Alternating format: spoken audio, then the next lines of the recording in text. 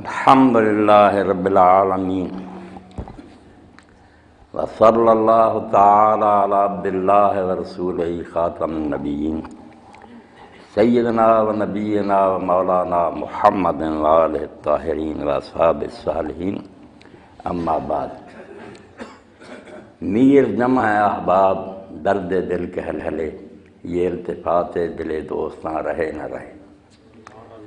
آپ سب حضرات میرے سامنے بیٹھے ہیں، بڑی خوشی میں محسوس کر رہا ہوں کہ آپ نے اتحاد مسلمین کے لیے یہ اجتماع منعقد کیا اور مولانا نے مجھے اس کے لیے دعوت دی ہے۔ میں جب صبح کے وقت آنکھ کھولتا ہوں تو ائمہ اہل بیت علیہ السلام نے جو دعائیں سکھائی ہیں ان میں سے ایک دعا میں پڑھتا ہوں، الحمدللہ الذی جعلنی من امت محمد صلی اللہ علیہ وسلم ولم یجعلنی من سائر الامم، کہ تعریف ہے اس خدا کی جس نے مجھے محمد رسول اللہ صلی اللہ علیہ وسلم کی امت میں پیدا فرمایا، کسی دوسری امت میں پیدا نہیں کیا۔ اس سے بڑھ کر شرف اور اس سے بڑھ کر فخر کی بات میرے اور آپ کے لیے کوئی نہیں ہو سکتی۔ میں بروں سے لاکھ برا سہی مگر ان سے ہے میرا واسطہ، میری لاد رکھنا میرے خدا یہ تیرے حبیب کی بات ہے۔ تو آپ یہ داد نہ دیں، بس میری بات کی طرف توجہ دیں، میں شکر گزار ہوں گا۔ اختلاف امت کے بارے میں دو چار باتیں جو میں آپ کی خدمت میں پیش کروں گا، بعد میں بے شک آپ سوال کریں۔ پہلی بات تو یہ ہے کہ اگر کوئی شخص یہ توقع رکھتا ہے نا کہ اختلاف دنیا سے ختم ہو جائے تو این خیال است و محال است و جنو، ایسا کبھی نہیں ہو سکتا، نہ ہوگا۔ دو باتیں ختم ہو جائیں تو پھر شاید اختلاف ختم ہو جائے۔ ایک تو لوگوں سے عقل چھین لی جائے کہ سوچنا چھوڑ دیں، دوسرا اپنی بات دیانتداری سے بیان نہ کریں، دوسرے کی ہاں میں ہاں ملا دیں۔ ان دو صورتوں میں اختلاف ختم ہو سکتا، ورنہ اگر یہ لوگوں کو آزادی دی جائے کہ ایمانداری سے غور و فکر کرو اور جس نتیجہ تک پہنچو اس کو بیان کرو، تو پھر اختلاف فطری بات ہے، یہ ختم نہیں ہو سکتا۔ آپ حیران ہوں گے کہ ہم عام لوگ تو گزار رہے ہیں، قرآن مجید کے بیان کے مطابق انبیاء علیہ السلام میں اختلاف ہو جاتا تھا۔ حضرت داؤد علیہ السلام اور حضرت سلیمان علیہ السلام دونوں پیغمبر ہیں، باپ بیٹا۔ تو سورہ الانبیاء میں اللہ کہتا ہے کہ ایک قوم کی کھیتی میں بکریاں رات کے وقت چڑھ گئیں اور یہ مقدمہ حضرت داؤد علیہ السلام کے سامنے آیا، وہ اس وقت حاکم وقت بھی تھے، تو انہوں نے جو فیصلہ کیا وہ اللہ نے اس کو درست نہیں مانا۔ فَفَهَمْنَا سلیمان علیہ السلام کو اللہ نے صحیح بات سجا دی، مگر تعریف دونوں کی وَكُلًّا آتَيْنَا حُكْمًا وَعِلْمًا، کہ سب کو ہم نے علم اور حکمت دیا تھا، باپ کو بھی دیا تھا اس کو، مگر فیصلہ سلیمان علیہ السلام کا درست نکلا۔ پیغمبر ہوتے ہوئے ایک معاملہ کے سمجھنے میں باپ اور بیٹے کا، دونوں نبیوں کا اختلاف ہو گیا۔ اس لیے اختلاف سے نہ گھبرائیں، یہ اس کائنات کی رونق رہے گا، یہ اللہ تعالیٰ کی دی عقل کا استعمال ہے، اس سے ناراض نہیں ہونا چاہیے، بالکل ٹھیک ہے۔ بری بات صرف یہ ہے کہ اس اختلاف کو جو دیانتداری سے ہو سکتا ہے مخالفت اور مخاصمت کا ذریعہ بنا لیا جائے، دشمنی آپس میں بیر۔ اور جیسے میرے ایک ساتھی کہہ رہے تھے کہ دشمنوں نے بھی صادق کہا، دشمن کوئی نہیں، بالکل یہ غلط باتیں ہیں۔ سب لوگ آپ اہل سنت سے ملیں، وہ آپ سے ملیں تو پتہ چلے کہ سب ائمہ اہل بیت کی تعظیم کرتے ہیں۔ میں نے نقوی صاحب سے سنا، وہ ایک جلسے میں انہوں نے کہا یار میں جب سے مجلس میں شامل ہوا ہوں علماء کی متحدہ میں اہل سنت کے مدارس میں گیا اور مجھے پتہ چلا کہ وہ بالکل اہل بیت کے خلاف نہیں، ان کو اسی طرح مانتے ہیں جس طرح ہم مانتے ہیں، صرف طریقہ ہے تھوڑا بہت اختلاف اس میں ہو سکتا۔ تو ایک تو اختلاف بری شے نہیں، مخالفت بری شے ہے کہ دشمنی بنا لیا جائے، اور دشمنی کی یہی بات ہے کہ آپ ہمارے ساتھ نماز نہ پڑھیں، ہم آپ کے ساتھ نہ پڑھیں، جنازوں میں شریک ہوں، رشتے ناطے چھوڑ دیں، یہ پھر امت کی بربادی کا سبب ہوگی۔ اگر آپ جو کچھ سمجھتے ہیں اس کو اپنے ذہن میں رکھیں، اس کا اظہار بھی کریں طریقہ سے، دوسرے بھی کریں، مگر امت کی جو وحدت ہے، ان کا جو اتفاق اور اتحاد ہے، اس کو نقصان نہ پہنچے۔ اس کے لیے آپ ذرا پیچھے جائیں، میں آپ حضرات کی ذہنی مناسبت کی بنیاد پر امیر المومنین علی علیہ السلام کا حوالہ دوں گا کہ امت کے اتحاد کی خاطر آپ نے کتنی قربانیاں دی۔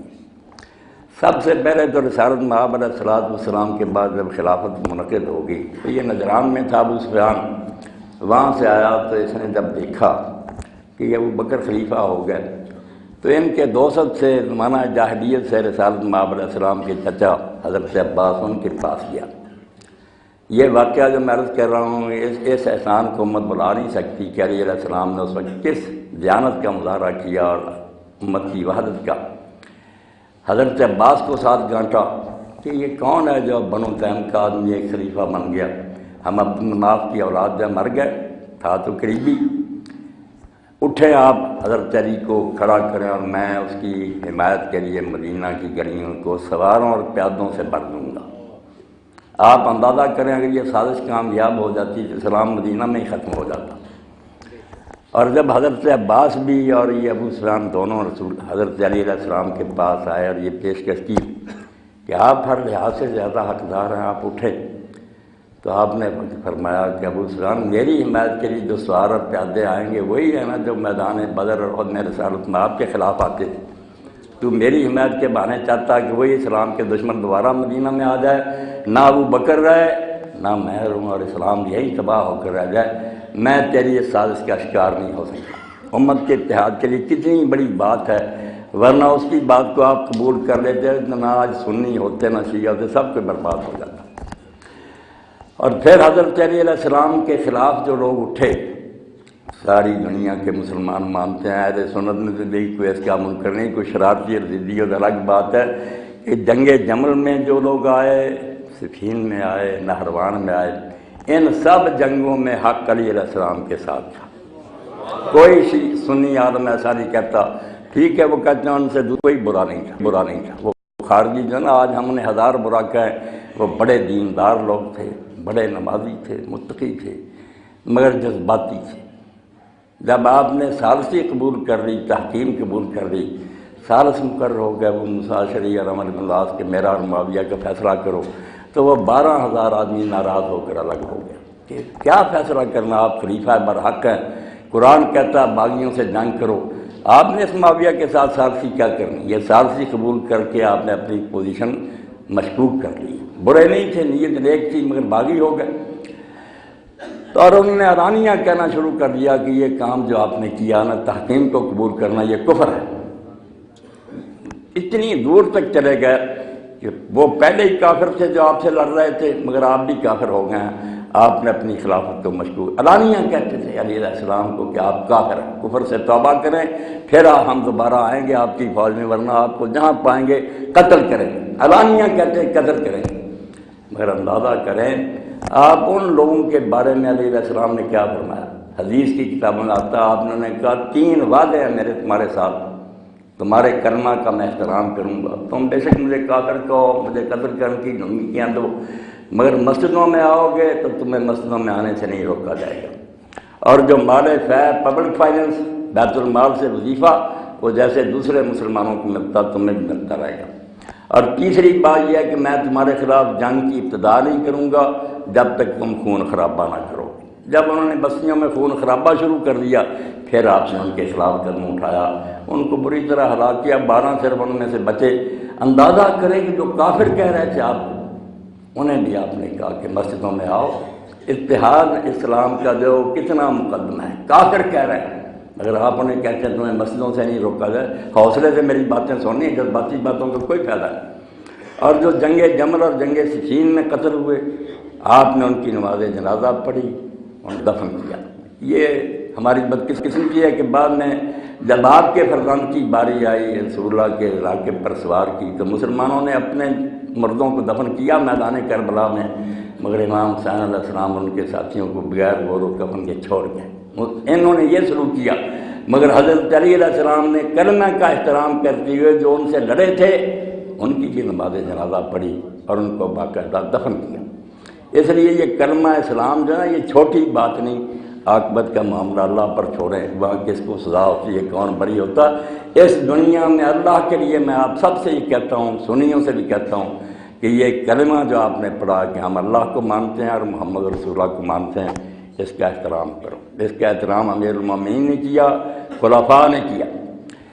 ابو داؤد شریف میں آتا کہ حضرت ابو بکر جب حاکم تھے تو ان کے سامنے ایک شخص نے گاڑیاں دی، سنیوں کے لیے سننے کی بات ہے، وہ رنج میں آئے اور وہاں ان کا ایک عقیدت مند تھا، اس نے کہا مجھے اجازت دے میں اس کو قتل کر، گاڑیاں دی، آپ غصہ پی گئے، وہ شخص گاڑیاں دینے والا چلا گیا تو آپ نے اس کو پوچھا اپنے عقیدت مند کو کہ اگر میں تجھے اجازت دے دیتا تو قتل کر دیتا؟ اس نے کہا میں نے کوئی کسر چھوڑنی تھی، فرمایا اسی لیے میں غصہ پی گیا کہ یہ مقام دین میں رسول اللہ کے سوا کسی کا نہیں، نبی علیہ السلام کا یہ مقام ہے، کونے کو گالی دے تو وہ اسلام سے نکل جاتا، مرتد ہے، اس کی اصلاح قتل، باقی کوئی کتنا بڑا نا اس کو اگر گالی دیتا چلو بےہودگی سمجھ لو، قتل کا مستحق نہیں ہوتا، قتل کی اصلاح کوئی آسان بات ہے۔ اب یہ سارا قتل و غارت جو ہو رہا فلاں فلاں کو گالیاں دی، بےہودگی ہے، ٹھیک ہے کوئی گالیاں دیتا وہ اللہ سے معاملہ، اگر وہ غلط دیتا اللہ اسے نہیں دے گا، مگر اس کی اصلاح قتل نہیں۔ پوری ایک کتاب جو ہے نا آخری دور میں سلطنت عثمانیہ کے جو مفتی تھے اور ان کی وہ کتاب حنفی علماء کا مرجع ہے، اب فتح اسی سے دیتے ہیں، اس کو فتاوی شامیہ کہہ دیتے ہیں، رد المختار کہتے ہیں۔ انہوں نے ایک پوری کتاب لکھی ہے تنبیہ الولاۃ والحکام، سارے گورنر و حاکموں کے نام کہ خبردار کسی صحابی کو گالی دینے والے کو قتل نہ کرنا ورنہ تم خود قیامت کے دن جہنمی ہوگی۔ یہ وہ جرم نہیں ہے جس کی اصلاح اسلام میں قتل، اتحاد کی خاطر بہت کچھ برداشت کرنا پڑتا ہے، ورنہ اتحاد کی خالی باتوں سے کوئی فائدہ نہیں۔ پہلے سمجھیں کہ کس حد تک اس شخص کا جرم ہے، اسلام میں اس کی کیا سزا ہے۔ آپ اپنی طرف سے جذباتی ہو کر فیصلے کرتے رہیں گے، اپنی شریعت بنا رہیں گے، پھر اتحاد کبھی نہیں ہو سکے گا۔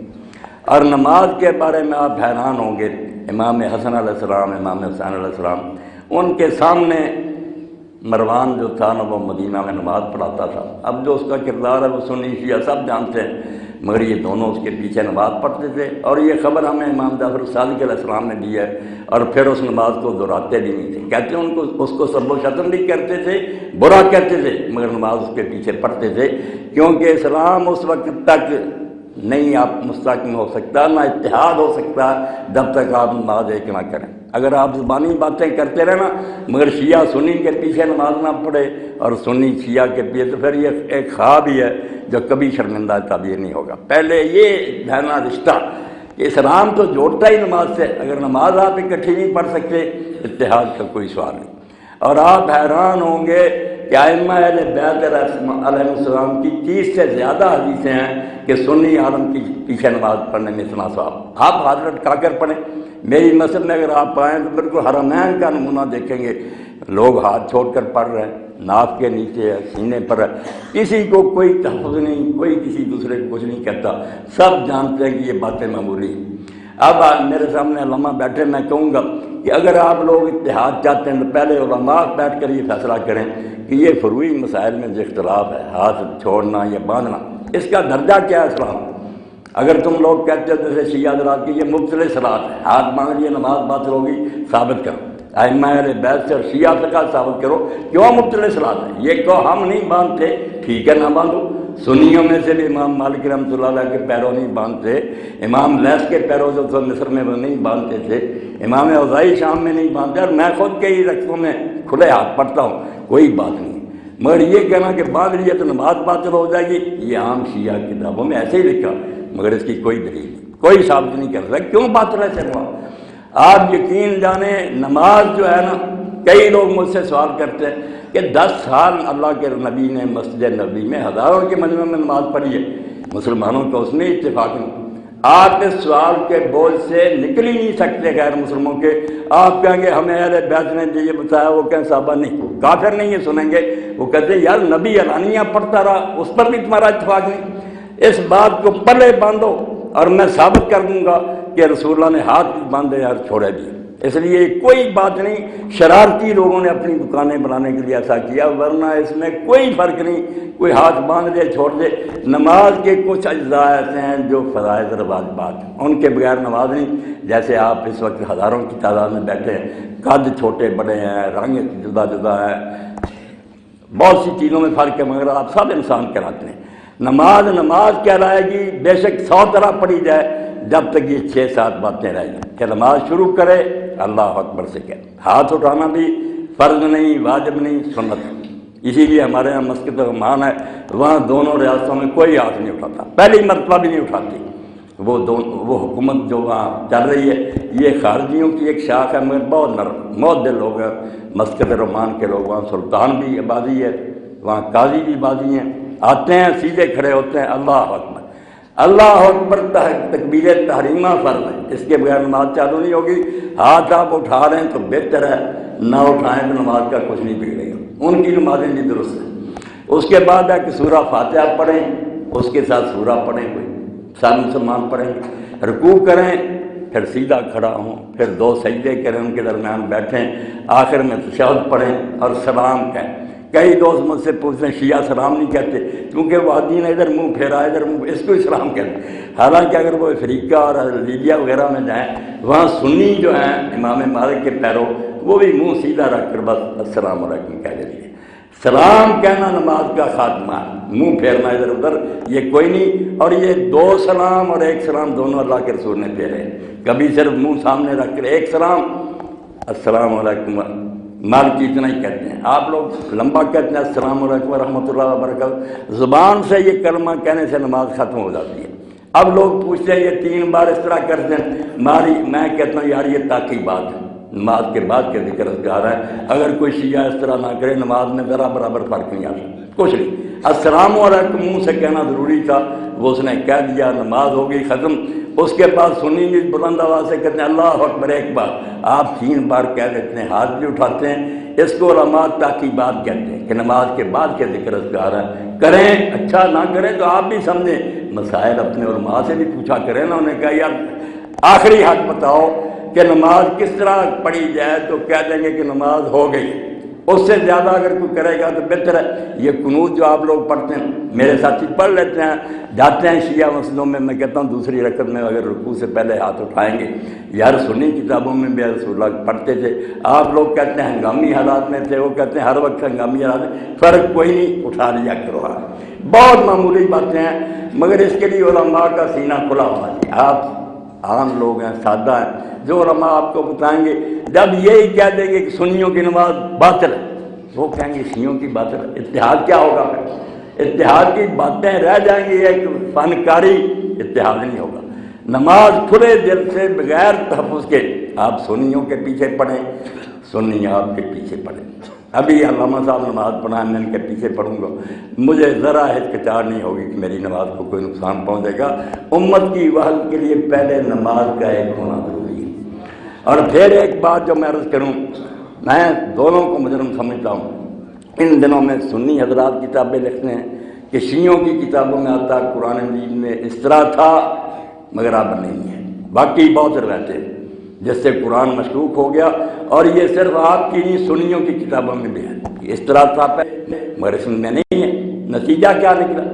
ہندو عیسائی اور غیر مسلموں کے آپ بیان سنیں، وہ نعرے لگاتے ہیں کہ دونوں فریقوں نے مان لیا کہ ان کی کتاب بدل چکی ہے۔ آپ میں سے کئی لوگوں کے ذہنوں میں پھنسا ہوگا قرآن بدل گیا۔ اگر قرآن بدل گیا تو حدیثوں کا کوئی اعتبار نہیں، حدیثیں تو پہلے ہی جانی، میں نے قرآن سے سنا، اس نے قرآن سے سنا، ان کا کیا اعتبار؟ قرآن جو مشرق مغرب میں چلا آ رہا ساری امت کے پاس، جب وہی بدل گیا تو آپ امت کیا؟ آپ یہود نصارہ سے بدتر ہیں کہ ان کی کتابیں وہ نہیں مانتے کہ ان میں تبدیلی، آپ نے خود کہہ دیا قرآن بدل گیا۔ اس لیے پہلے یہ علماء حضرات میں ان سے منت سماعت کروں گا، سنی بیٹھے یہ بھی بیٹھے اپنی کتابوں میں جہاں جہاں ہے نا کہ قرآن میں یہ تھا، رب نے اس کو کھرچے، اس کو بالکل پھینک دے دیوار کے ساتھ، ورنہ اگر کتاب اللہ میں تبدیلی ہوگی تو امت کے پلے کیا؟ اس بنا پر یہ مسلمان کہلاتے ہیں۔ پھر نیا نبی آنا چاہیے جو نئی کتاب لے کر آئے، قرآن کے بارے میں جہاں جہاں کوئی روایت ہے، روایتوں کو آگ لگا دو، یہ انسانوں کی باتیں ہیں کہ میں نے فلاں سے سنا، کون جانتا یہ منافق لوگ ہیں جو ایسی باتیں کرتے رہو۔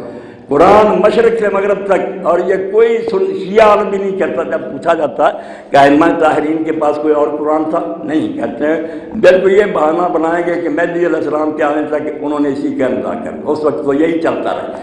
یار ظلم ہو گیا کہ کتاب اللہ بدل چکی تھی، اس کو کیا چالو کرنا تھا؟ کہہ رہے چھوڑ دو بھائی، یہ کتاب اب خدا کی نہیں۔ تو اس لیے ایک میری منت یہ ہے کہ سنی، میں ان کو بھی مجرم ٹھہراتا ہوں، میں ان کی روایتوں کو بھی جانتا ہوں کہ اس میں انہوں نے بھی لکھا کہ اس میں یہ تھا اور نہیں رہا، نہیں، قرآن جتنا تھا اتنا ہی ہے، نہ اس میں زیر کا فرق پڑا نہ زبر کا پڑا، یہ اللہ کی حالت میں جو اس کو مشکوک کرنے کی کوشش کرے وہ پھر اتحاد مسلمین کی باتیں کرے تو منافق ہے، بالکل بے ایمان آدمی ہے۔ پھر اتحاد کس بات پر ہوگا جب ہمارے پاس اللہ کی کتاب ہی نہیں۔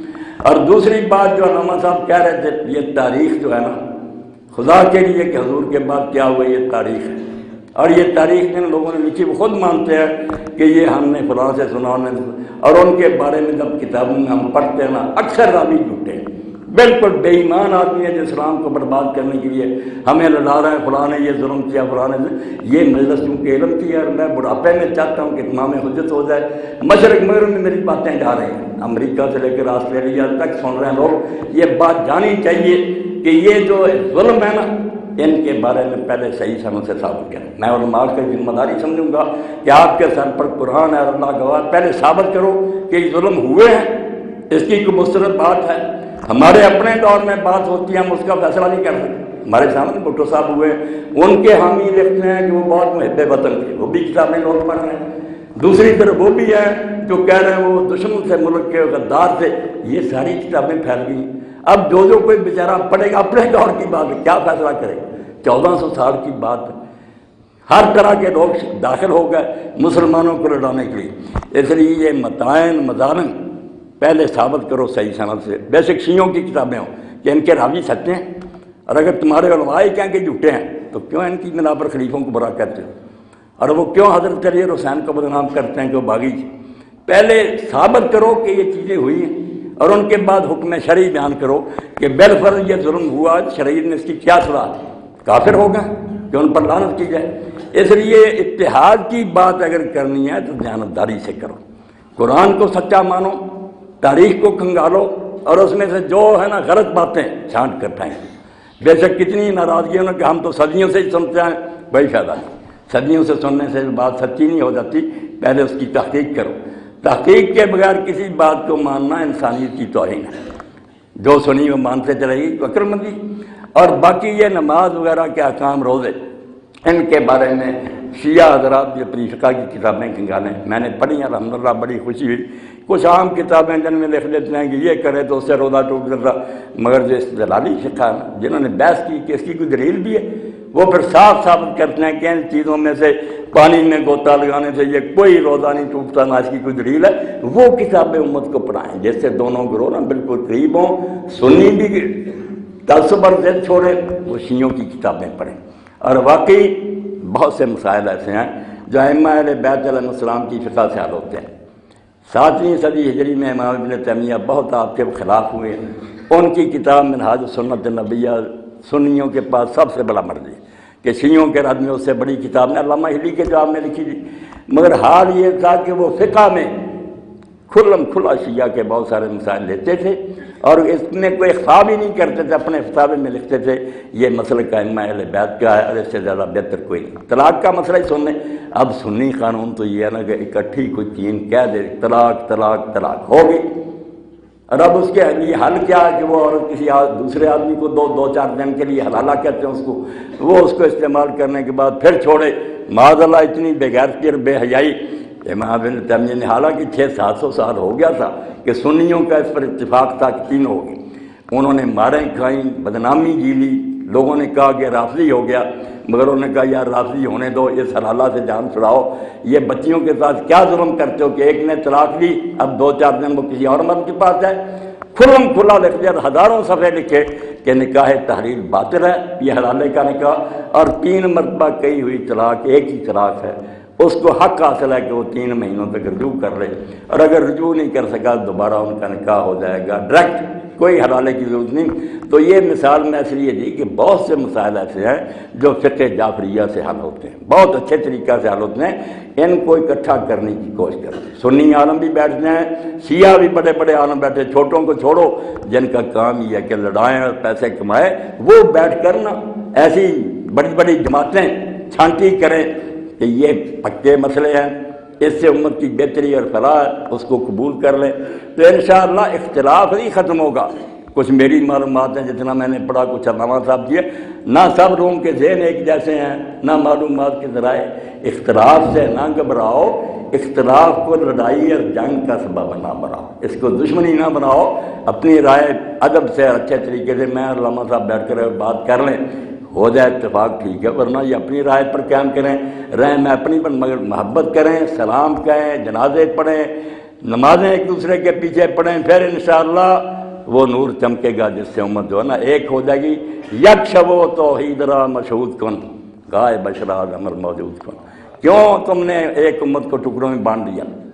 سب ملت ایک تھی، ملت ایک حضور نے بنائی تھی، اتنی بنا لی ہیں تم نے، بڑے سارے خود شب خورے، اپنے قلعے میں آپ ہی شکاف کر دیے۔ اگر آپ آپس میں لڑتے رہے تو ہنود اور یہود کو کرنے کی کیا ضرورت ہے؟ خود آپ ہی اپنے آپ کو برباد کر دیں گے، عبادت گاہوں پر بم برسائیں گے، نمازیوں کو ماریں گے، ہندو کافر کوشی ہوں گے۔ اس مصیبت سے نجات پانی ہے تو اپنے دلوں سے آج سے نکالو، کوئی سنی دشمن اہل بیت نہیں ہے۔ میں حلفیہ کہتا ہوں ایک سنی نہیں ملے گا، سنی ہو اور اہل بیت سے دشمنی کرے۔ وہ ان 12 ائموں کے حالات پر انہوں نے میرے بھائی کتابیں لکھی ہیں، ان کی شانیں بیان کی ہیں، اور کہا یہ اولیاء کے سردار ہیں، اور ساری امت کو جو ولایت ملی ہے کوئی ولی بھی ہوا اہل بیت کی برکت سے ہوا۔ اس لیے دور دور رہ کر یہی ہے کہ ذاکر آئیں گے تمہیں کہیں گے سنی نہیں اہل بیت کو مانتے، وہ کہیں گے ہم نہیں فلاں کو مان رہے۔ یہ باتیں بالکل غلط ہیں۔ اس کے لیے وسعت قلب کی ضرورت، سینہ کھلا کرو، علم حاصل کرو، تم سنیوں کی مجلسوں میں جایا کرو، وہ تمہاری مجلسوں میں آئیں، اور اچھے عالموں کو بلاؤ جو ملانے کی کوشش کریں، جو لڑانا چاہتے ہیں ان سے پناہ مانگو، وہ صرف اپنے پیٹ کے دندے کے لیے چاہتے ہیں کہ امت برباد ہو۔ اس امت کو ایک کرنے کے لیے ضروری ہے کہ اپنے دلوں میں طے کر لیں کہ ان کی نسبت جو ہے بہت بلند ہے، بعض حکم نسبت سے میرت ہے۔ میں اور آپ ایک امت کیوں کہلاتے ہیں؟ کہ محمد رسول اللہ صلی اللہ علیہ وسلم کو مانتے ہیں، حضور کے ساتھ ہماری نسبت ہے، یہی بڑی بات ہے۔ میں ایک حوالہ دے کر اپنی بات ختم کرتا ہوں، بہت بھلی ہوئے ہیں اہل سنت میں، ان کا بڑا مقام ہے، شیخ الاکبر کہتے ہیں محی الدین ابن عربی، وہ ایک عالم دین سے ناراض تھے، ناراض اس بنا پر تھے کہ وہ ان کے شیخ مرشد شیخ ابو مدین مغربی کو اچھا نہیں جانتا۔ اب لوگوں نے حضور کی بجائے جب دوسروں کو محور مرکز بنا لیا، ٹکڑے ہی ہونا تھا نا۔ رات کو اللہ کے رسول علیہ السلام کو خواب میں دیکھا تو آپ نے فرمایا محی الدین تو اس عالم سے ناراض ہے، نکتے کی بات ہے۔ انہوں نے کہا ہاں کیوں؟ میرے شیخ کو اچھا نہیں جانتا۔ تو حضور نے غیظ میں اور ناراضگی میں فرمایا کہ تجھے اپنے شیخ کی پڑی ہوئی ہے، وہ مجھے اللہ کا رسول مانتا ہے، اس نسبت کا خیال نہیں کرتا۔ تیرے شیخ کو ماننا کب سے دین بنا؟ مجھے محمد رسول اللہ مانتا ہے، اس نسبت کا خیال، صبح ہی جا کر اس سے معافی مانگ، ورنہ تیرا حشر جو نا بہت اللہ کے ہاں برا ہوگا۔ صبح ہی جا کر اس عالم سے صلح کی اور معافی مانگی، رسول اللہ کے نام کو سر بلند کرو، حضور علیہ السلام کی امت ہونے کا لحاظ کرو، جو یہ کلمہ پڑھتا ہے محمد رسول اللہ، اس کو سینے سے لگاؤ، پیار کرو، پھر آگے کی باتیں بھی کسی محفل میں ادب سے اور محبت سے ہو جائیں، ٹھیک ہے، ورنہ اتنا ہی نام کافی ہے نجات کے لیے۔ اور رسول اللہ کو ماننے والا کوئی اہل بیت کا دشمن نہیں۔ اگر تمہیں کوئی سنی نظر آئے میرے ملاقات کرا دینا، کوئی نہیں نظر آئے گا، سب قربان جاتے ہیں، سب یہ کہتے ہیں فلا تاجل باہل البیت ناسن واہل البیت ہمال السادہ، کہ دوسرے لوگوں کو اہل بیت کے برابر نہ کرو، اہل بیت خدا کی طرف سے چنے ہوئے لوگ ہیں۔ فبغضهم من الانسان کفر حقیقی محبهم عبادہ، ان سے محبت رکھنا اصلی عبادت ہے، اور ان سے بغض رکھنا سچ مچ کا کفر ہے۔ اللہ تعالیٰ مجھے اور آپ کو اہل بیت کی محبت، اللہ کے رسول کی محبت نصیب کرے، اور حضور کی نسبت کو ترجیح دیتے ہوئے امت کا کوئی فرد سامنے آئے اس سے محبت کرے، کسی گروہ کا بھی حضور کا امتی ہے، اس خیال سے تم سارے پھر بھائی بن جاؤ گے۔ کون عباد اللہ اخوانا وآخر دعوانا الحمدللہ رب العالمین وصلی اللہ تعالی علی خیر خلقہ سیدنا مولانا محمد وآلہ الطاہرین۔ میں مشکور ہوں کہ آپ نے میری باتیں سن لی، چمن میں تلخ نوائی میری گوارا کر، کہ زہر بھی کبھی کرتا ہے کاڑے تریا کی، کڑوی باتیں بھی کبھی فائدہ دے گا، کہیں ناراض نہ ہونا۔ میں جو میرے دل میں تھا اگر اس میں کوئی ادھر ادھر کی بات کرتا تو اللہ کے یہاں مجرم ہوتا۔ میں نے اپنا اندیا بالکل کھول کر بیان کر دیا، اور انشاءاللہ یہ پوری دنیا میں بچے پھیلا دیں گے، اور اس آواز کو سن کر اتنے لوگوں کی دعائیں مجھے نصیب ہوتی ہیں نا، مرد عورتیں، کہ اللہ کے بندے جو اسلام تو انہیں بتایا، اس کے ہوتے ہوئے پھر کیا فساد ہو سکتا ہے؟ وہ کھلے ہاتھ میں پڑھنے لگے، باندھ کر بھی پڑھنے لگے، لڑائی کرنے والے لوگ بعد نہیں آئیں گے، ان کا دھندا اسی طرح چلے گا، دکانیں قائم رہیں گی۔ اللہ ہدایت دے رہے سمت کو اللہ تعالیٰ مستحکم اور مضبوط کرے، متحد کرے۔ سوالات اگر لکھ کے دیے جائیں تو زیادہ بہتر ہے، بلکہ لکھ کے ہی دیے جائیں تبھی وہ جو ہے وہ سلیکٹ ہوں گے۔ بہت شکر گزار ہیں جناب مولانا اسحاق مدنی صاحب کے، یہ بڑی دل نشین گفتگو آپ نے فرمائی، اور سوالات ہیں، اور خدا کرے سوالات بھی یہ دل نشین ہوں۔ یہ ایک سوال ہے جناب مولانا کہ حضرت امام مہدی علیہ السلام کا انتظار اور اسلامی حکومت کا قیام سب اہل تشیع اور اہل سنت کر رہے ہیں، تو اگر اس عقیدے کو مضبوط کیا جائے انتظار امام مہدی علیہ السلام کو، تو یہ بھی کیا اتحاد کا باعث ہو سکتا ہے؟ دونوں گروہ جانا بالکل اس پر متفق ہیں، دونوں کے دفتر حدیث کے بھرے ہوئے ہیں کہ حضرت سیدہ فاطمہ الزہرا علیہ السلام کی اولاد سے ایک شخص محمد نامی آئے گا علیہ السلام، اور اس کے زمانہ میں یمن اور ظالم قسطن، پہلے ظلم سے بھری ہوئی ہوگی زمین، پھر عدل و انصاف سے بھر جائے گی، اور ورلڈ اسٹیٹ قائم ہوگی، ایک آدھ علاقے میں نہیں، مشرق سے مغرب تک اسلام کے جھنڈے لہرائیں گے، دین غالب ہوگا۔ ہم سب اس کے منتظر ہیں۔ آپ لوگ کہتے ہیں وہ پیدا ہو گئے، مگر ابھی اعلان نہیں کر رہے، وہ کہتے ہیں پیدا ہوں گے، مگر آمد میں کسی کا اختلاف نہیں ہے کہ آئیں گے اور دین کو قائم کریں گے، اور ان کے زمانہ میں اسلام غالب آئے گا۔ اللہ تعالیٰ وہ وقت قریب لائے، اللہم صلی علی محمد و آل محمد وعجل فرجہم، اللہ جلدی لائے۔ ہم سب اس کے منتظر ہیں، وہ ہمارے سب کے امام ہیں، کسی ایک گروہ کے نہیں، پوری امت کے ہیں۔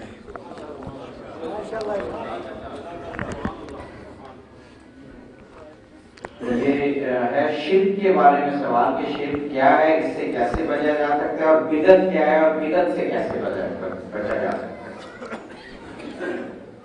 شرک کے بارے میں آپ جانتے ہیں کہ کلام الہی میں اللہ تعالیٰ نے بالتصریح فرما دیا کہ ہر جرم جس کے لیے میں چاہوں گا بخش دوں گا، مگر شرک کی بخشی نہیں ہوگی۔ جو شرک کرے گا اللہ نے اس کے لیے جنت کو حرام کر دیا، اس کا ٹھکانہ جہنم ہے، اور اس کا کوئی مددگار نہیں ہوگا۔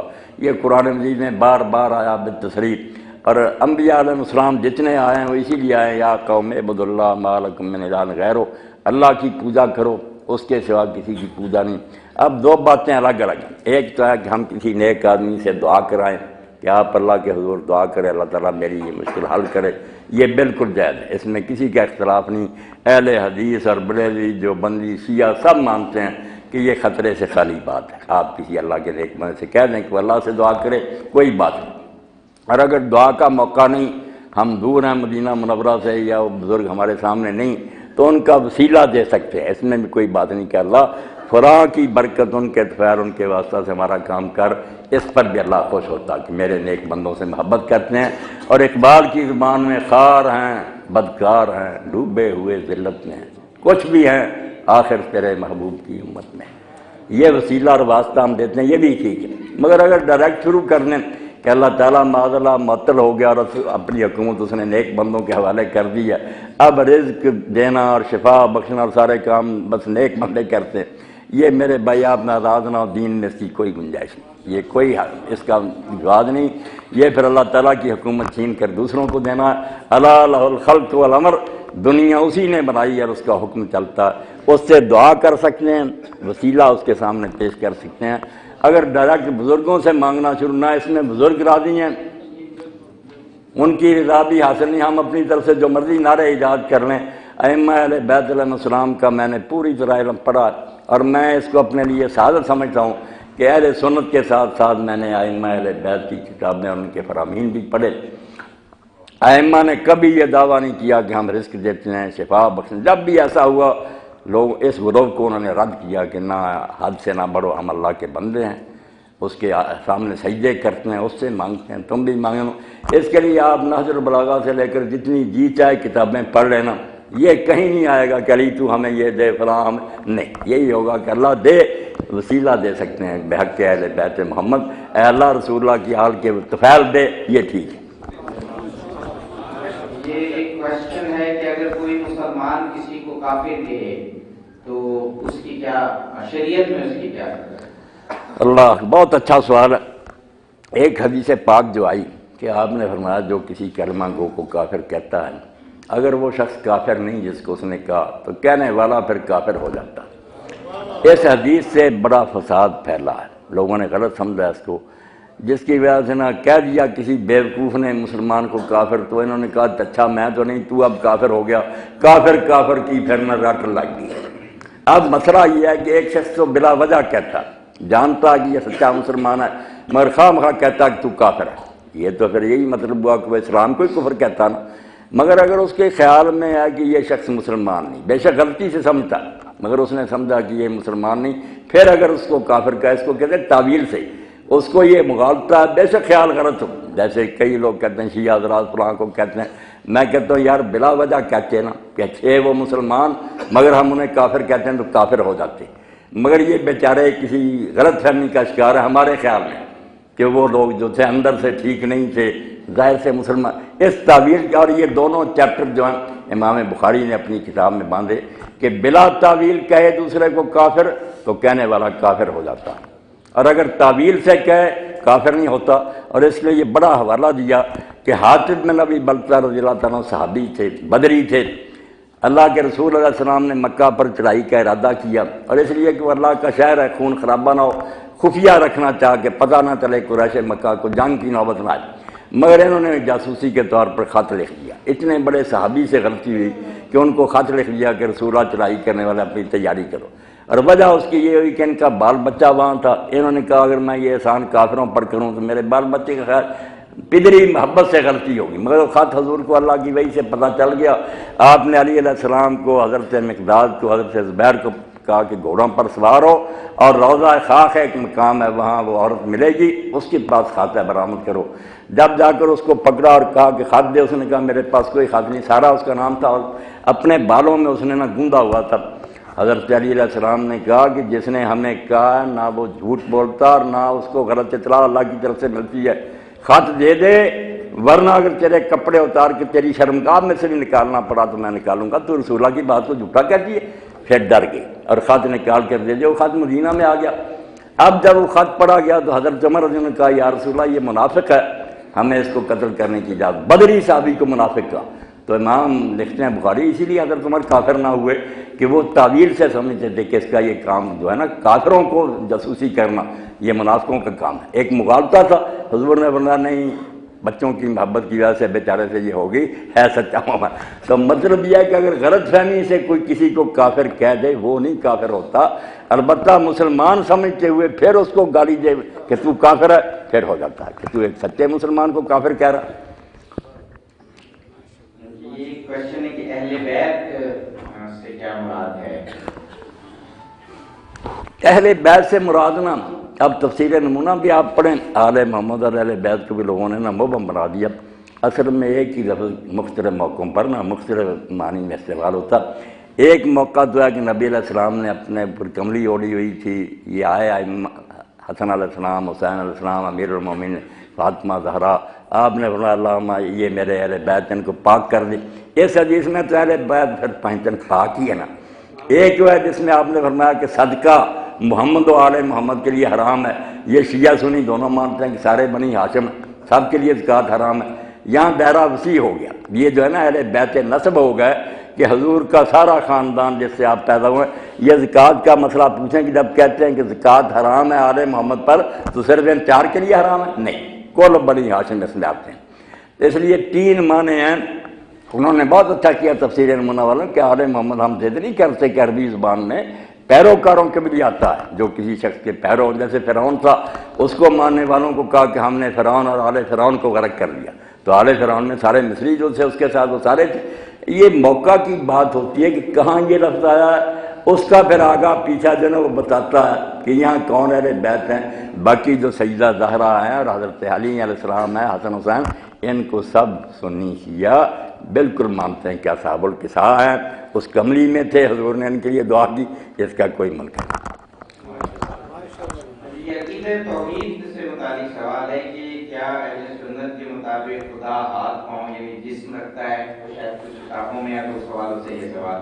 ہاں یہی باتیں، اسی لیے میں نے شروع میں کہا کہ آپ خدا کے لیے نا سارے اکٹھے ہوں اور بیٹھ کر بات کریں، اور اگر آپ سے حل نہیں ہوتی مجھے اس مجلس میں دعوت دے دیں، بے شک ٹی وی پر ہی ہو، سنی علماء بھی بیٹھ دیں، آپ بھی، میں حل کر دوں گا کہ بات دونوں کی ایک ہے۔ عباراتنا شتیٰ و حسن قواعد، لفظوں کا فرق ہے، وہی بات سنی کہتے ہیں، وہی آپ ایک دوسرے کو بدنام کرتے ہیں۔ اب یہ خیال جو ہے نا کہ سنی اللہ تعالیٰ کا جسم مانتے ہیں، کروڑ لعنت ہے سنی ترجیح بولنا، کوئی نہیں مانتا۔ بالکل ہر کتاب میں لکھتے ہیں کہ خدا جسم سے پاک ہے، نہ جوہر ہے نہ عرض ہے، اس کی کوئی مثال اور نمونہ نہیں۔ آپ نے سنا ہوا اور آپ کی کتابوں میں لوگ لکھ دیں سنی یوں مانتے نہیں۔ باقی الفاظ آئے بیدہ الملک، اللہ کے ہاتھ میں، قرآن پاک کے الفاظ ہیں۔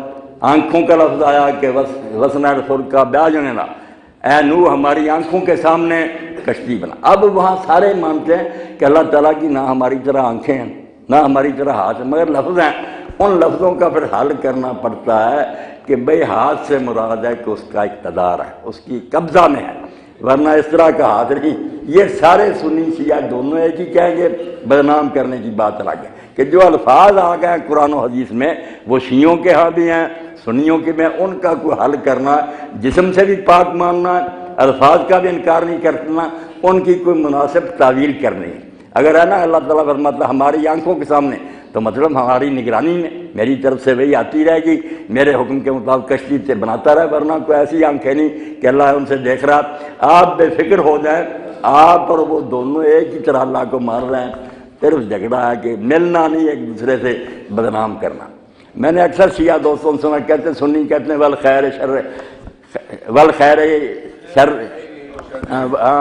خیر شر من اللہ تعالیٰ، اس کو کہتے ہیں توبہ توبہ، کہتے ہیں نیکی بدی خدا کی طرف سے، اس لیے یہ کافر ہیں، یہ انسان کو مجبور محض مانتے ہیں، اللہ کے عدل کے منکر ہیں۔ بھائی کوئی مسلمان اللہ کے عدل کا منکر ہو سکتا؟ یہ آپ نے 3 اصول دین کے ساتھ بنا، عدل اور امامت، عدل کے سب قائل ہیں۔ جب اللہ کہتا ہے قائم بالقسط، میں عدل پر قائم ہوں، کوئی بات میری ظلم والی نہیں، کون اس کا منکر ہو سکتا؟ اب خیر و شر، یا علماء صاحب بیٹھے ہیں، آپ اصول کافی نکال لیں، وہاں ایک باب ہے جس کا عنوان ہی یہ ہے کہ خیر اور شر اللہ کی طرف سے، بالکل یہی لفظ ہے کافی میں ہے، جو چوٹی کی کتابیں ہیں۔ کون سی بات سنی انہیں الگ کر دی؟ ورنہ باقی یہ مانا جو نا کہ اللہ کرواتا، اس پر بالکل نفرین ہے، برات ہے اس سے۔ سنی کانوں پر ہاتھ رکھیں گے توبہ توبہ، جو گناہ کرتا ہے وہ خود مرہون ہے، جو نیکی کرتا ہے وہ اللہ کی توفیق ہے۔ خیر و شر من اللہ تعالیٰ، یہ حضرات بھی بیٹھے ہیں، وضاحت کا بہت اچھا موقع مل گیا۔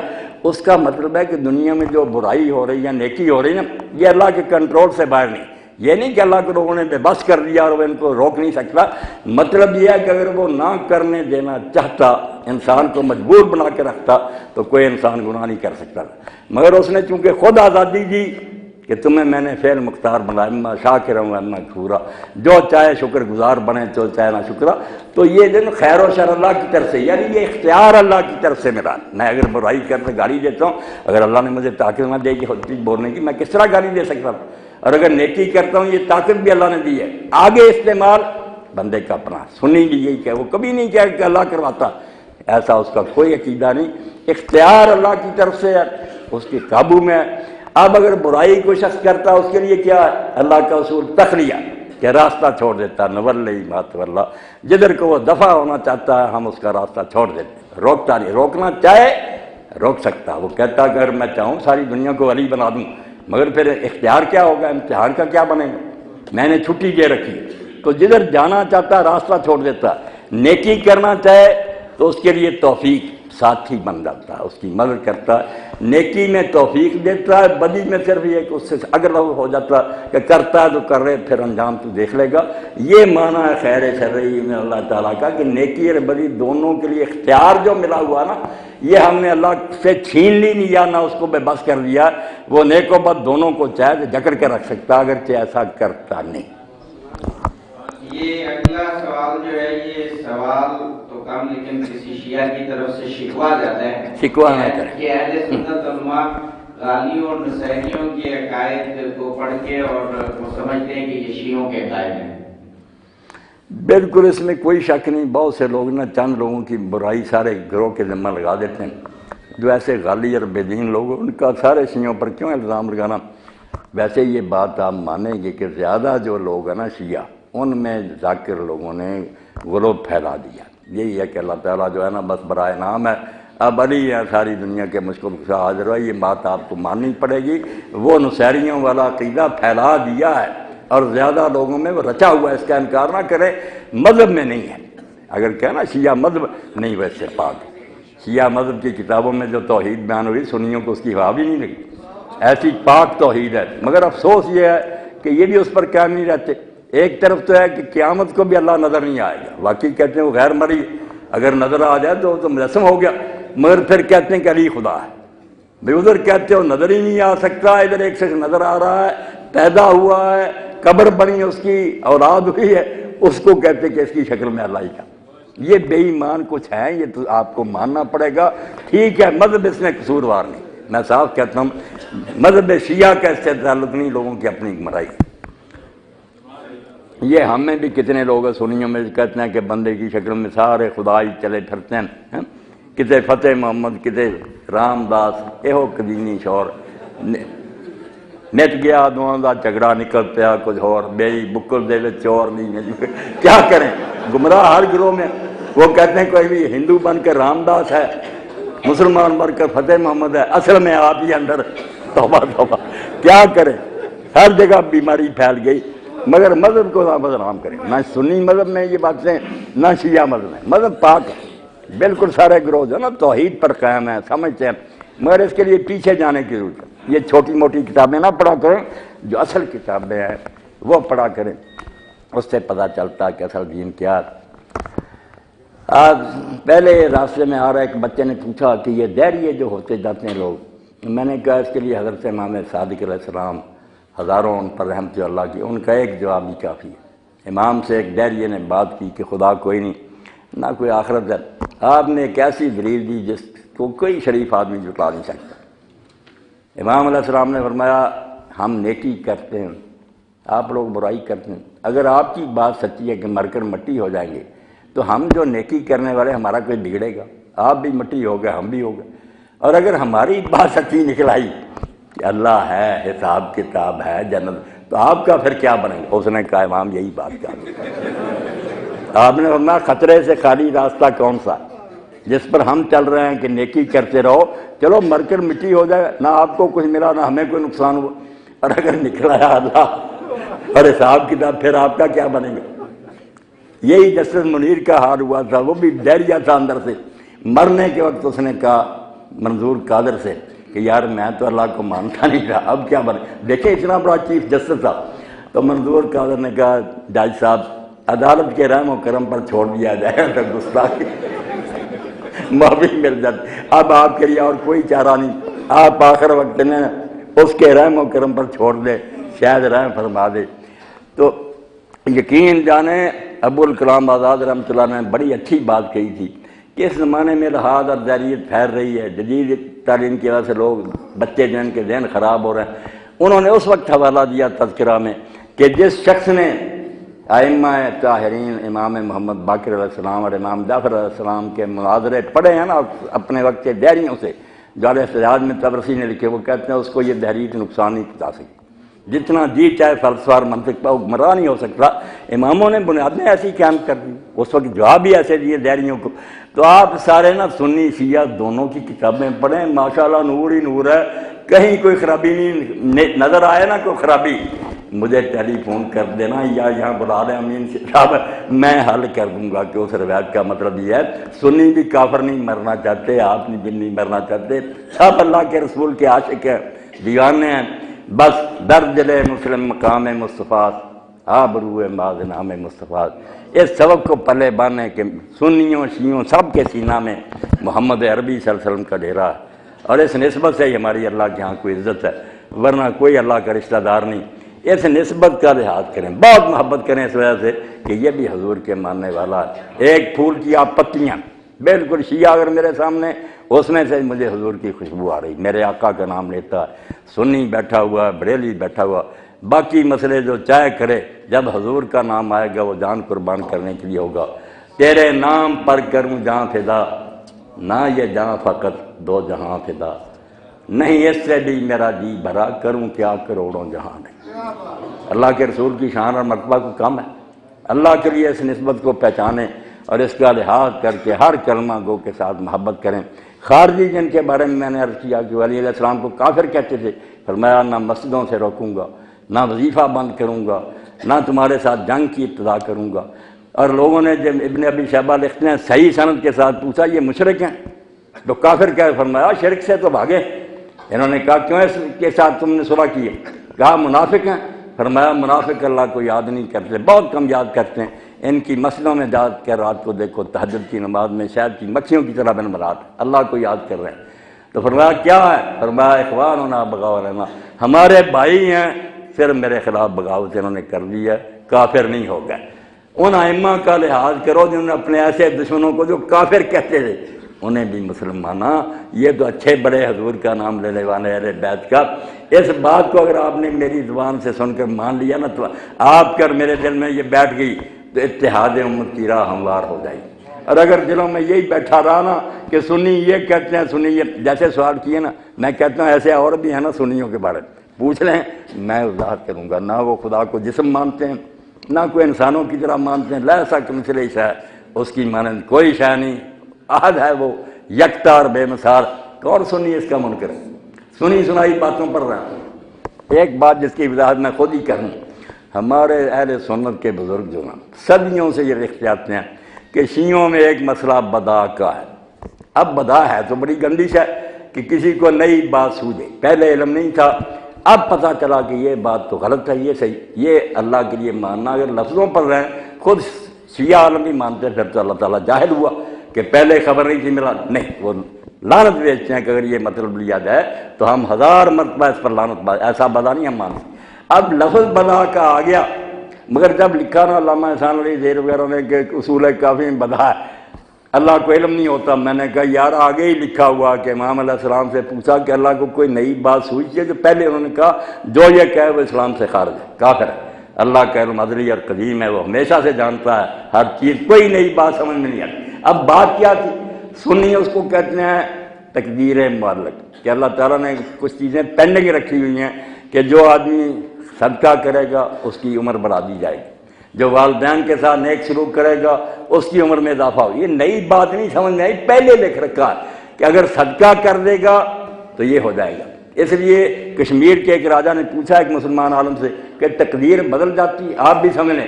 انہوں نے کہا بدل جاتی ہے اگر در تقدیر باشد، اگر بدلنا ہی تقدیر میں لکھا نا پھر بدلتی ہے. اور جس کو لکھ دیا نا قطعی مبرم کہ ایسا ہی ہوگا، نہیں بدل سکتی. جس کو خود ہی لکھا کہ یہ ہے اس کی عمر 60 سال ہے مگر خیرات کر دے گا 70 کر دی جائے گی، یہ نئی بات کوئی نہیں، حکم میں گنجائش رکھی ہے. اور اس کے لیے آپ ایک واقعہ مجھ سے سنیں جو بدائی ہے اور سمجھیں یہ تقدیر معلق کی پینڈنگ تقدیر. حضرت ثانی لکھتے ہیں کہ عیسیٰ علیہ السلام جا رہے تھے حواری ساتھ تھے، تو ایک جگہ شادی ہو رہی تھی. تو عیسیٰ علیہ السلام نے اللہ تعالیٰ کی اطلاع سے یہ بات کہی کہ یہ دولہا جو ہے نا شب زفاف، جب یہ خاوند جی اکٹھے ہو جائیں شب عروسی مر جائے گا، اس کی موت ہوگی. کچھ دن کے بعد وہاں سے گزرے اور پوچھا کوئی حادثہ ہوا؟ لوگوں نے کہا کوئی حادثہ نہیں ہوا. انہیں کیا خبر تھی، کیوں پوچھ رہے؟ فرمایا میں دولہا سے ملنا چاہتا ہوں. دولہا سے ملے، اس سے پوچھا کہ بیٹا کوئی بات ان دنوں میں ہوئی؟ انہوں نے کہا حضرت میں نہیں جانتا، آپ کیوں پوچھ رہے ہیں؟ کوئی بات نہیں ایسی، مگر یہ ہوا کہ میں اور میری بیوی جب اکٹھے ہوئے طرح طرح کے کھانے چنے ہوئے تھے. اس وقت ایک سائل دروازے پر آیا مسکین، اس نے کہا اللہ کے لیے مجھے کھانا دو. تو میری بیوی نے کہا کہ ایسے کھانے شخص نے خواب میں نہیں دیکھے ہوں گے، کھانا لے جا اس کو دے. تو کھانا میں نے دیا اور صبح یہ دیکھا کہ میرا بستر جب طے ہوا نا تو اس پر ایک سیاہ ناگ سانپ تھا جس کے منہ میں وہ حلوہ ٹھونسا ہوا تھا اور مرا پڑا تھا. آپ نے فرمایا ہاں حکم تو جاری ہو گیا تھا مگر اس صدقے نے اس کو بچا لیا. اس لیے اس کو بدا کہہ لیں یا اس کو تقدیر معلق کہہ لیں، دونوں پارٹیاں مانتی ہیں، لفظوں کا ہیر پھیر ہے. مگر جو پڑھتے نہیں نا ایک دوسرے کا یا ان کی نیتیں خراب ہیں کہ لڑاتے رہیں لوگوں کو، وہ بات بننے نہیں دیتی. اللہ سب کو ہدایت دے، دین کو سمجھیں اور بھائیوں کی محبت سے پڑھیں. اگر کوئی شیعوں کی کتاب لے لے اور کیا نشان لگانے ہیں، مناظرے کرنے، بحثیں، پھر تو لوگوں نے قرآن مجید پر بھی اعتراض کیے. 114 اعتراض ہیں جو ستیارت پرکاش میں سوامی دیانند جی نے کیے. اردو ترجمہ لے لیا، قرآن میں آتا اللہ مکر کرتا، اس نے کہا مسلمانوں کا خدا دفرا لیا.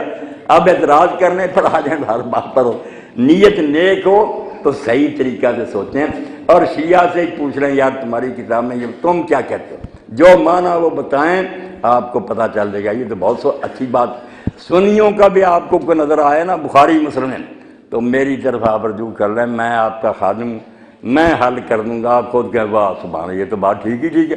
جب نیت میں خلل ہو کہ صرف اعتراض کرنے وکیلوں کی طرح صلح نہیں ہو سکتی۔ دو باتیں یہ میرے بھائی قبول کر لیں علماء حضرات، کہ روایت شیعوں کی ہے سنیوں کی، پہلے یہ پتہ کریں کہ وہ گروہ اس کو صحیح مانتا۔ اگر اس کے وہاں خود کہیں کہ یہ ضعیف اور موضوع من گھڑت ہے، بے شک ہماری کتابوں میں لکھیے اس کے بیان کرنے والے جھوٹے ہیں، ان کی جان چھوڑو۔ جب وہ خود ہی کہتے ہیں کہ ہم اسے دستبار کیوں ان کے گلے پڑتے ہو؟ اور اگر صحیح ہے تو پھر اس کے بعد پوچھو کہ اس کا مطلب تم کیا لیتے ہو۔ جو معنی اور مراد سنی بیان کریں، اس پر اگر کوئی سوال ہو سکتا تو کریں۔ آپ اپنی طرف سے ایک معنی گھڑ لیں، اس پر بحث کرتے جائیں تو پھر جنگ ختم نہیں ہوگی۔ وہ بھی شیعوں کے ساتھ یہی کریں کہ شیعہ علماء سے پوچھیں کہ یہ تمہاری کتاب میں روایت ہے، تم قبول کرتے ہو یا رد کرتے ہو؟ اگر آغا صاحب کہہ دیں یار ہمارے علماء خود کہتے ہیں یہ ضعیف ہے، بے شک کافی میں یہ کوئی صحیح نہیں، تو مسئلہ ختم ہو گیا۔ اگر انہوں نے کہا بدا کی طرح کہ روایت ٹھیک ہے، پھر مانا ان سے پوچھیں، جب انہوں نے بتایا یار وہی بات ہے تقدیر ملک والی، تو صلح ہوگی۔ اور اگر غلط روایتیں بیان کرنی تو دونوں فریقوں کے ہاں ایک آدمی نہیں ڈھیروں ہیں، موضوع من گھڑت دفتر بنے ہوئے، ان کو نہ لے کر بحث کیا کریں کہ سنیوں کی فلاں کتاب میں، سنیوں کی کتابوں میں بہت سی جعلی، اور آپ کی کتابوں میں بے شمار ہیں جو ساتھ ساتھ لکھا کہ یہ نہیں صحیح روایت صحیح ہونی چاہیے اور معنی وہ لینا چاہیے جو گروہ خود لکھتا، پھر انشاءاللہ صلح ہی۔ یہ کیونکہ سوالات کا سلسلہ تو جاری ہے اور رات بھی کافی گزر گئی ہے اور جناب مولانا نے کافی کیا ہے، تو ہم انہیں پر چھوڑتے ہیں۔ جب یہ کہیں کہ سوالات ختم کیے جائیں تو ہم ختم کیے جائیں، کر دیں، ایک آدھ ہے تو کر لیں، ایک سوال کر لیں۔ یہ یہ میرے بھائی ہیں، قسمت کی بات ہے، پھر شاید ملاقات ہو یا نہ۔ ضرور ہوگی۔ ایک سوال ہے کہ قتل حسین کے ذمہ دار کون ہیں؟ اب سنی حضرات جو ہے نا وہ کتاب میں لکھتے ہیں قاتلان حسین کا مطلب مشکور لکھنوی وغیرہ، تو وہ خط پیش کرتے ہیں کہ جو کوفہ کے لوگوں نے لکھے تھے نا، وہ عربی زبان میں بھی فارسی ان میں ہوتا ہے کہ آپ کے شیعہ بلا رہے ہیں آپ کو، تو کہتے ہیں دیکھو انہوں نے شیعوں نے کلیئر لکھا اور وہی آپ کے سامنے آئے، اس لیے اس سے بڑا ثبوت کیا کہ شیعہ ہی قاتل۔ میں اس کا جواب تو بعد میں دوں گا، میں ان سے کہتا ہوں یار اگر یہ بات ٹھیک ہے تو شیعوں نے جو کچھ کیا، ساتھ نہیں دیا، بے وفائی کی، وہ بعد میں روتے رہیں گے، مگر اس سے جو نتیجہ نکلتا کہ جب انہوں نے صاف لکھ دیا کہ شیعہ بلا رہے ہیں، تو امام حسین اگر شیعوں کو اپنا نہ سمجھا تو کیوں جاتا؟ کہہ دیتا تم نے تمہارا یار راز مار، تم شیعہ ہو، میں شیعہ کافروں کے کہنے پڑی۔ ایک بات تو ثابت ہوئی نا کہ وہ شیعوں کو اپنا سمجھتا تھا، شیعوں نے بعد میں جو کیا وہ الگ بات ہے، مگر جب انہوں نے صاف لکھا کہ تیرے شیعہ بلا رہے ہیں اور آپ ان کے بلانے پر گئے تو شیعوں کو بالکل وہ اپنا سمجھتے۔ رہ گئی یہ بات کہ وہاں مدنی کی حالات ایسے بن گئے، نہ شیعہ مجرم ہے نہ سنی مجرم۔ اگر ابن زیاد دن کے وقت میں شہر میں داخل ہوتا ہوں، کیونکہ یزیدی لوگوں نے لکھ دیا نا یزید کو کہ آپ کا گورنر جو ہے نعمان بن بشیر سختی نہیں کر رہا، حضرت مسلم کے ہاتھ پر لوگ بیعت کر رہے ہیں، تو اس نے گورنر تبدیل کر دیا اور ایسے ایک قصاب کو بھیجا جس کے بارے میں کوفہ جانتا تھا کہ زیاد اور اس کا بیٹا عبید اللہ جو ہے تو یہ حرامی ہے۔ انہوں نے لوگوں کو درختوں پر لٹکایا تھا، ہاتھ پاؤں کاٹ، لوگ اس کے ظلم کو جانتے تھے، کانپتا تھا شہر۔ وہ شہر میں داخل ہوا تھا رات کے وقت ہے، کوفے والوں کو کوئی بے وفا نہ کہے، حالات ایسے بن گئے، کیا کرتے وہ بیچارے۔ اور بعد میں انہوں نے کسر پوری کر لی، امام حسین کا لباس پہنا حجازیوں کا، رات آیا، لوگ سلام کرتے رہے، ہاتھ چومتے رہے، پاؤں چومتے رہے کہ ابن رسول اللہ سلام ہو سد پر، وہ امام حسین سمجھتے رہے۔ جب محل میں چلا گیا، دروازے بند کر لیے، نقاب اتارا اور کہا میں ہوں عبید اللہ، تم سب یرغمال ہو، چھت پر چڑھ کر اعلان کرو کہ مسلم کا ساتھ چھوڑو ورنہ سب ذبح ہو جاؤ گے۔ بے بس ہو گئے اور شہر میں جگہ جگہ فوج کو کھڑا کر دیا، کرفیو لگ گیا کہ ایک محلے کا آدمی دوسری جگہ نہ جائے۔ جو امام حسین علیہ السلام کے حامی تھے سب بے بس ہو گئے، مختار کو بھی جیل میں بھیج دیا، کوئی حامی نہ رہا، بے بس ہو گئے۔ میدان میں ان میں سے کوئی آپ کے خلاف نہیں گیا، جنہوں نے خط لکھے بالکل جھوٹ بولتے ہیں، وہ اپنے گھروں میں ضرور بے بس ہو گئے۔ اور وہی ہے، ایک آدمی کا نام نہیں لیتے، یہ جو مناظر لوگ نا، سنی نہیں کہنا چاہیے، ناصری ہیں، کہتے کوئی یزید کے خلاف۔ بھائی جس نے یہ اجلاس بلایا تھا کوفہ میں اور امام حسین کو خط لکھا تھا، سلیمان بن سرد کون تھا؟ صحابی جلیل نبی، اس سے بڑا صحابی اس شہر میں کوئی نہیں تھا۔ اس نے ہی دعوت دی کہ ایک آدمی گیا ہے، اس کو تو طاغوت کہا اس نے کہ معاویہ سے جان چھوٹی، جب ایک اور ظالم کو مسلط کر گیا۔ حسین علیہ السلام نے انکار کیا ماننے سے، اٹھو تم اس کے باپ کے شیعہ ساتھ دو۔ یہ مخلص لوگ تھے، بالکل ان میں بے وفا کوئی نہیں تھا. اور یہی بعد میں جب کچھ شکنجہ ڈھیلا ہوا تو پھر اسی سلیمان بن سرد نے اجلاس بلایا کہ ہم نے امام کو بلایا تھا مگر یار وقت پر مدد نہ کر سکے, حکومت نے بس کر لیا. اب دو ہی راستے ہیں کہ یا بدلہ لینے کے لیے جانے دو یا بدلہ لے لو. پھر یہ 4000 آدمی کربلا شریف کیا, امام کی قبر پر ساری رات روئے, پھر شام کو روانہ ہو گئی. عین الوردا کا واقعہ چلاتا, وہ خط لکھنے والوں کی باتیں کرتے ہیں, وہاں یہ سارے پھر شہید ہو گئے. اور مختار نے جیل میں سے انہیں لکھا کہ ان بدماشوں سے تم نہیں نبٹ سکتے, تم نیک لوگ ہو, میرا انتظار کرو, میں جیل سے رہا ہوں گا تو ان سے نپٹوں گا. مگر انہوں نے کہا نہیں, تیرے بھی پتہ نہیں مقاصد کیا ہے, ہم بے صبر ہو گئے کہ اگر موت اس حال میں آ گئی اللہ کو کیا منہ دکھائیں گے کہ ہم نے فرزند رسول کی مدد نہ کی. بیچاروں نے جان دے دی بدلہ لینے کے لیے, وہ منہ پر جو سیاہی ملی گئی دھو دی, اس کا ذکر نہیں یہ لوگ کرتے. اور مختار جب آزاد ہوا, اب اللہ نے درمیان میں بات آئی کہ جو کرنا اس کو روک کوئی نہیں سکتا. عبید اللہ ابن زیاد نے مختار کو کھڑا کر لیا, جلاد سر پر کھڑا تھا, سر قلم ہونے والا تھا. مگر اس کی بہن جو تھی صفیہ, وہ عبداللہ بن عمر کی بیوی تھی. انہوں نے یزید کو لکھ لیا کس طرح تیرا گورنر کرنا چاہتا مختار کے ساتھ, اس کو روک دے.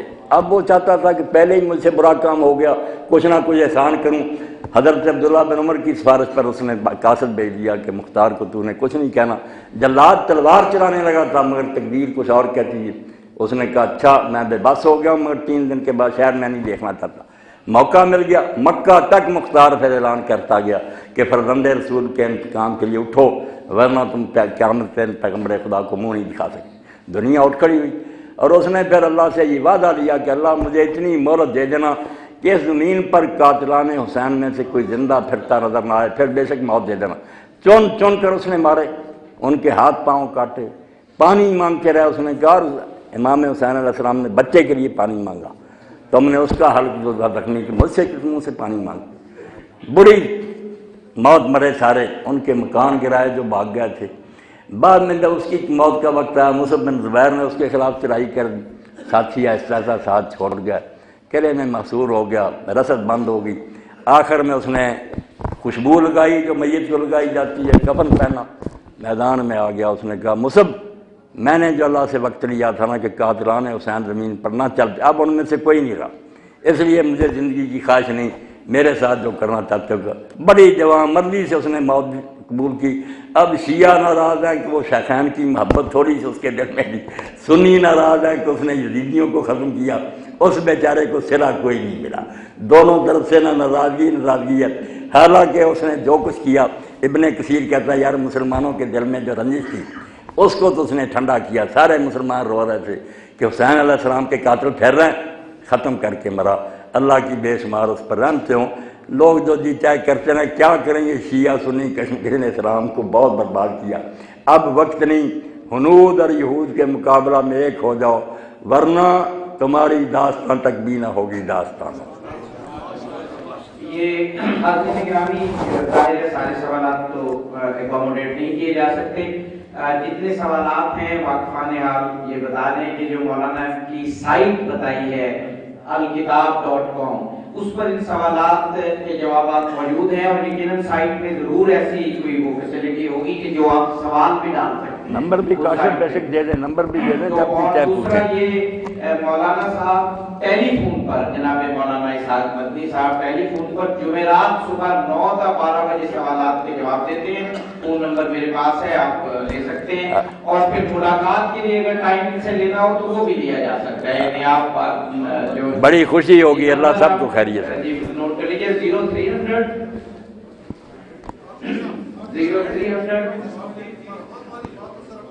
7941 خیر کرے.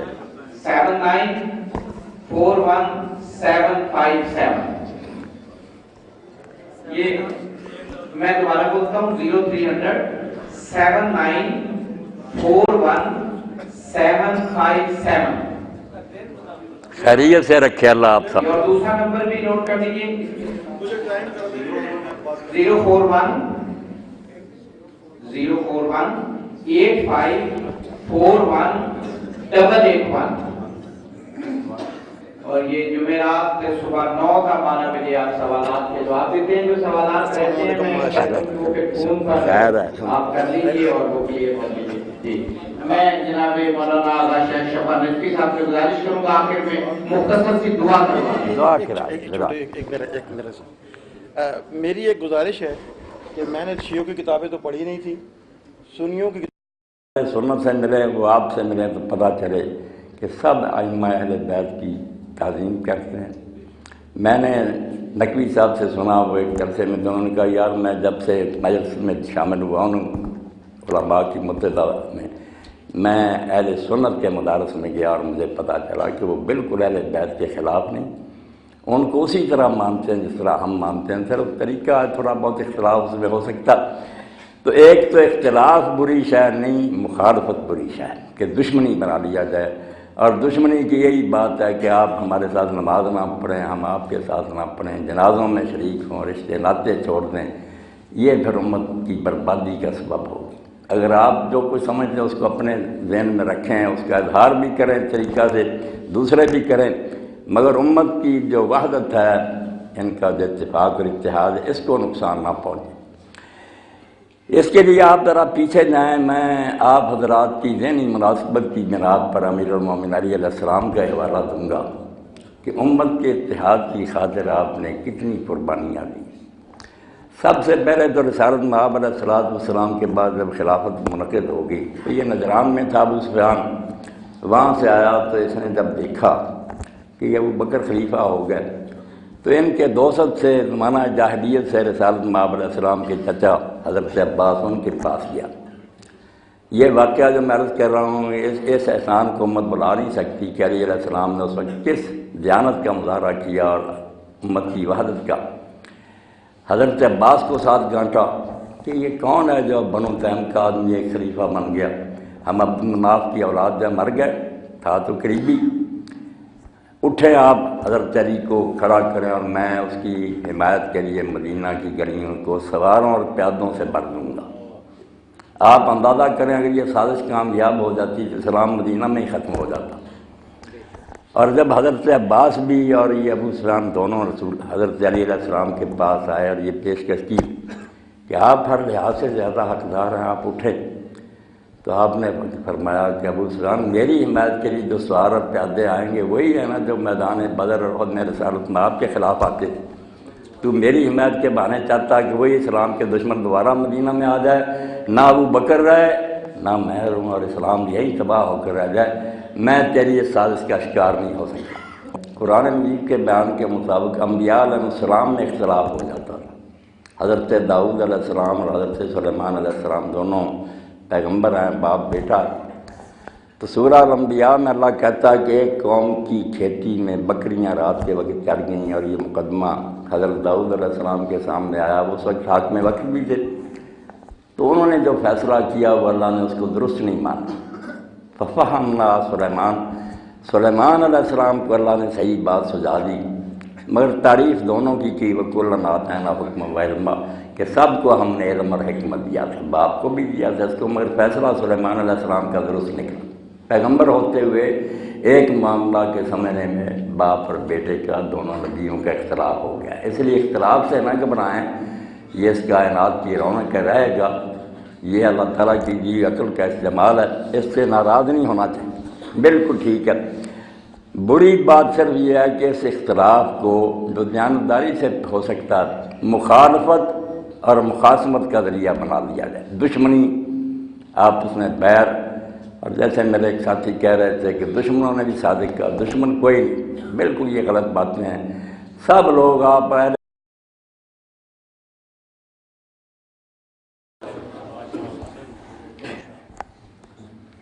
الحمدللہ رب العالمین وصلی اللہ تعالی علی عبداللہ ورسولہ خاتم النبیین سیدنا و نبینا و مولانا محمد وآلہ الطاہرین و اصحاب الصالحین. اما بعد، میر جمع احباب درد دل کے حلحلے، یہ التفات دل دوستاں رہے نہ رہے. آپ سب حضرات میرے سامنے بیٹھے ہیں، بڑی خوشی میں محسوس کر رہا ہوں. کہ آپ نے اتحاد مسلمین کے لیے یہ اجتماع منعقد کیا اور مولانا نے مجھے اس کے لیے دعوت دی ہے۔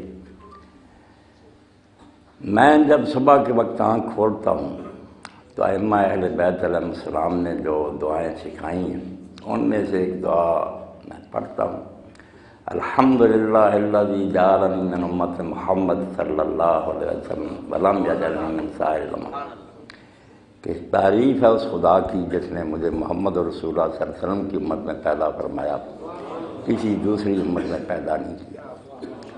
اس سے بڑھ کر شرف اور اس سے بڑھ کر فخر کی بات میرے اور آپ کے لیے کوئی نہیں ہو سکتی۔ میں بروں سے لاکھ برا سہی مگر ان سے ہے میرا واسطہ، میری لاج رکھنا میرے خدا یہ تیرے حبیب کی بات ہے۔ تو آپ یہ داد نہ دیں، بس میری بات کی طرف توجہ دیں، میں شکر گزار ہوں گا۔ اختلاف امت کے بارے میں دو چار باتیں جو میں آپ کی خدمت میں پیش کروں گا، بعد میں بے شک آپ سوال کریں۔ پہلی بات تو یہ ہے کہ اگر کوئی شخص یہ توقع رکھتا ہے نا کہ اختلاف دنیا سے ختم ہو جائے تو این خیال است و محال است و جنو، ایسا کبھی نہیں ہو سکتا، نہ ہوگا۔